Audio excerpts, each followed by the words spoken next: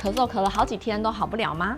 要解决咳嗽呢，首先要分清楚自己是哪一种咳嗽，因为不同的咳嗽会有不一样的解决方法哦。首先呢是有痰的咳嗽，有痰的咳嗽呢，大部分是从鼻涕倒流所引起的，所以这类的人呢，他可能会除了有痰以外，还会容易有些喷嚏、鼻水、鼻塞，躺下去的时候会比较咳。那第二种呢是没有痰的咳嗽，这种人呢就只是干咳而已，而且呢还可能伴随一些全身觉得比较燥热啊，比较容易口干舌燥啊，比较容易流汗的状况。那如果你是有痰的咳嗽的话呢，我们可以多吃一些辛热的食物，像是姜茶啊、酸辣汤啊，或是加了很多葱的那种热热的汤。这种辛热的食物啊，它会有一些化痰的效果。在鼻炎有痰的时候啊，去泡热水澡，觉得好像开始流鼻水了，痰好像比较好咳出来了，就可以趁这个时候呢，去把我们的鼻水还有痰给清出来，来缓解我们的咳嗽。那如果你的痰是属于没有痰的咳嗽的话呢，